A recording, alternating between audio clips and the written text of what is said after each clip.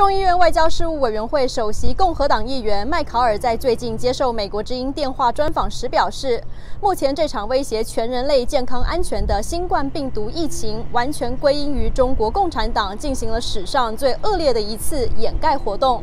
来自德克萨斯州的麦考尔议员还表示，美国国会将会针对病毒起源的问题追查到底，并且让中国共产党承担责任。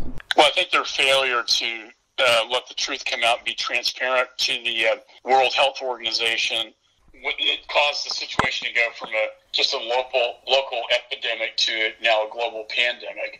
We know that early on they had indications that this virus was different.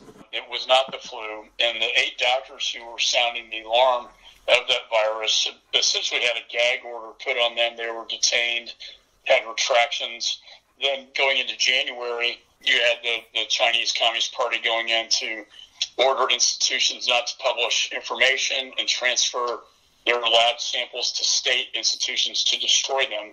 And that was to control the investigation. I think that the biggest failure was the failure to report that this is a human-to-human transmitted infectious disease and virus. Taiwan attempted to warn the WHO that that was the case. The Wuhan WHO medical officer warned the WHO that this was human-to-human.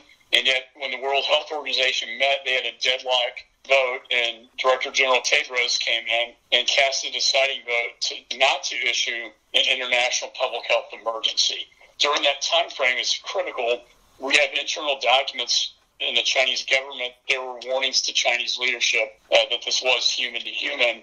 Instead of trying to contain it, they allowed a spring festival to go forward and take place. The Lunar New Year's Festival, where millions of people traveled outside of Wuhan, throughout China, and then internationally. That was the turning point when this went from an epidemic to a global pandemic. And I think the saddest thing about all this is that had we known earlier and had they not tried to cover this up, we just maybe could have stopped this from happening. 麦考尔议员说，他希望中国政府能够配合国际社会，提供更多有关新冠病毒的信息，并且允许美国专家进入到武汉当地的生鲜活禽市场以及武汉的病毒学研究中心。麦考尔议员说，他并不认为中国的实验室针对病毒进行了真正意义上的武器化研究。不过，是否有可能发生实验室外泄的意外，必须要等到专家进入到现场进行实地的考察，才能够厘清事情的真相以及了解病毒的起源。我们继续来听听麦考尔议员的说法。So I called upon the State Department to conduct an investigation along with the intelligence community into the origins of this virus.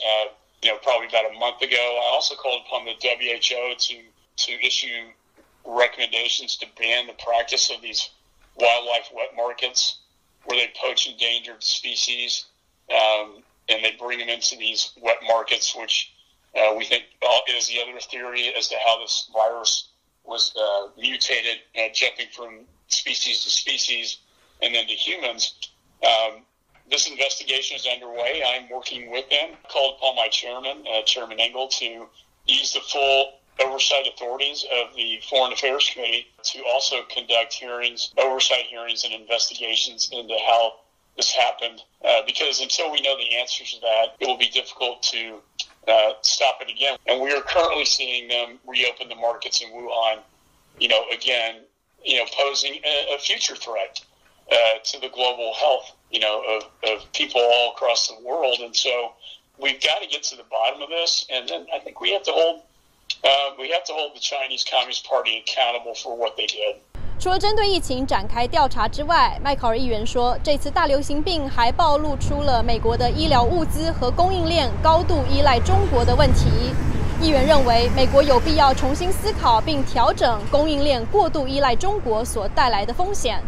在谈到未来的美中关系时，麦考尔议员则强调，美国必须要十分清楚中国共产党的目标是什么。美中之间的关系就像是一场100年马拉松，争夺的是未来全球经济和军事的主导地位。以上是美国之音记者李一华、钟瑞哲在华盛顿的电视报道。